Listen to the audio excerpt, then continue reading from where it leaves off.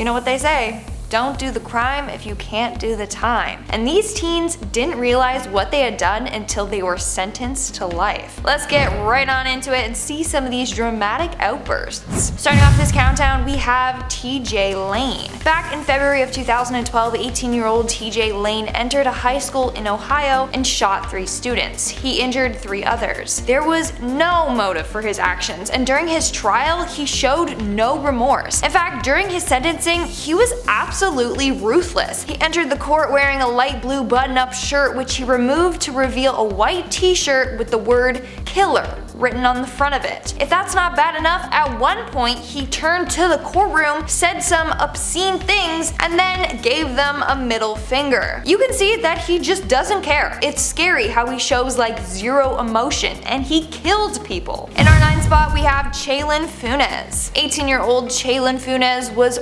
ruthless the night she killed a man named Eric Fisher. That night, she hit Fisher with her car, slamming him through a fence. Then she backed up, hit him again, and then dragged his body down the street. This was all witnessed by the man's family. During her sentencing, she broke down reading an apology note to the Fisher family, but the judge did not buy her apology. He even called her out, saying, and I quote, "The tears I'm seeing from the defendant are crocodile tears." Didn't matter how much she cried and choked on her words, she was still sentenced to life in prison. Moving on to number 8, we have Dylan Shoemaker. But before I go any further, you know the drill. Hit that like button, subscribe, and hit that bell notification button.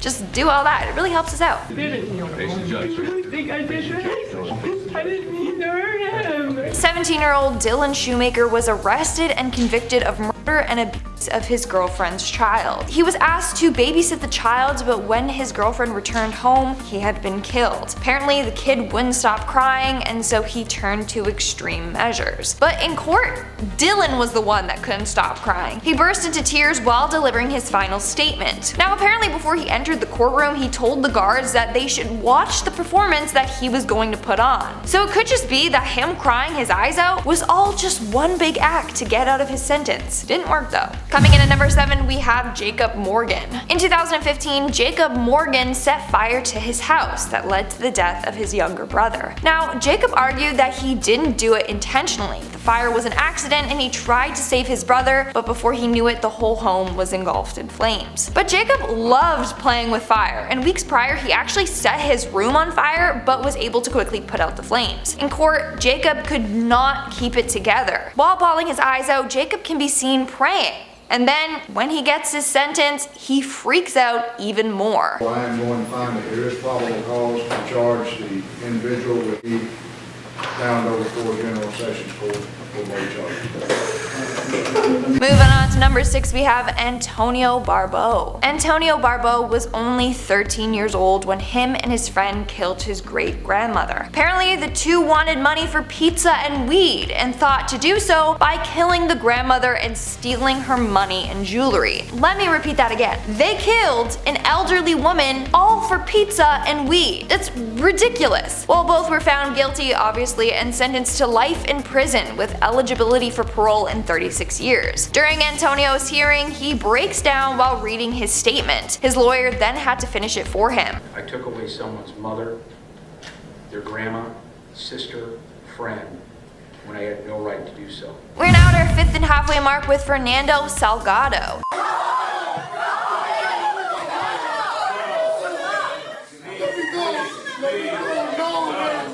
So in 2012, Fernando attacked one of his classmates with a weapon, and then he tried to insert another up the classmate's rectum. As a result, he was charged with assault with a deadly weapon and 1 count of attempted assault with a foreign object. After receiving his sentence, Fernando broke down. He can be heard begging to let go when he's seen fighting with the guards. He's resisting with all his might, trying not to be put in prison. In our 4th spot, we have Spencer Lewis. Spencer Lewis was involved in an armed robbery gone wrong. He attempted to rob 2 brothers of their weed, money, and video games, but Lewis ended up shooting and killing the 2 brothers. He said he got scared during the robbery and that's why he fired. On Spencer's hearing, he entered the court smirking, acting all cocky and confident, which later turned into tears. The victim's family, I never went there with that intention of hurting them.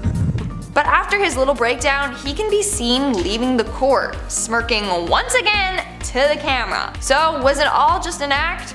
Maybe. Moving on to number 3, we have Keyshawn Man.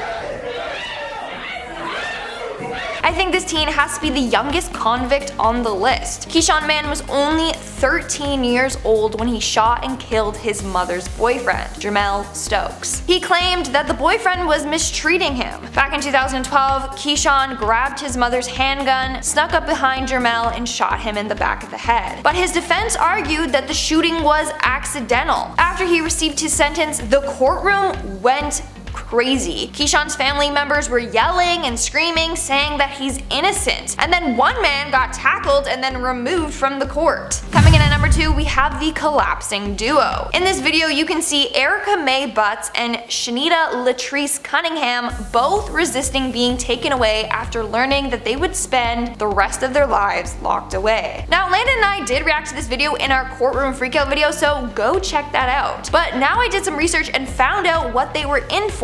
So Erica and Shanita were convicted of killing a young girl back in 2009. Apparently they were looking after her, but instead were torturing her for 2 weeks straight. That just makes me sick to my stomach. Well, in this video you can see the two flop to the floor and refuse to get up after hearing their sentence. In fact, one of the girls had to be placed in a chair and rolled away. While this is all happening, one of the girls' mothers is just completely freaking out. It was just complete madness in that courtroom. And in our number 1 spot, we have Shondell Jackson. In 2009, 19-year-old Shondell Jackson was convicted of first-degree intentional homicide and robbery of a university student, Nathan Potter. During the attempted robbery of Potter, Jackson and his partner fatally shot him to death. During most of his trial, Jackson kept his cool. He showed no remorse for his actions, and at one point he even turned and smiled at the victim's family. But after being sentenced to life in prison, his demeanor quickly changed.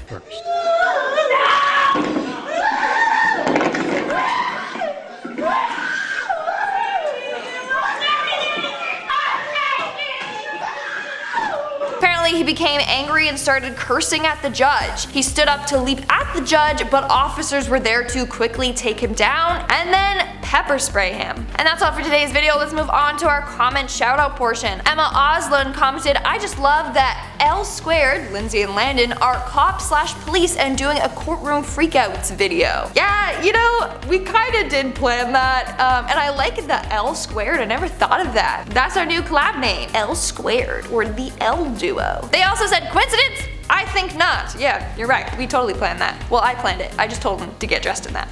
Another Day with Lori Van Horn commented, "Lindsay looks good as a cop." Now, Officer Smooth, on the other hand. Well, thank you, and I don't know if you're like dissing Landon, saying he looks completely bad and not smooth at all, or if you're like, "Auga," you know? Brian Cruz commented, "Great, please be a couple. This is a cute couple. Please, are you real officers?" Number 1, we're not real officers. Number 2, Landon is married and has a kid. We're not a real couple, okay? I'm not his wife, okay? His wife's a really nice lady and he is the cutest little baby. But anyway, and that's all the comments I'm shouting out for today's video. Make sure to comment something down below for a chance to be featured in my next comment shout out. And as always, don't forget to give this video a big thumbs up and subscribe to Most Amazing Top 10 for more amazing videos. I've been your host, Lindsay Ivan, and I'll see ya when I see ya.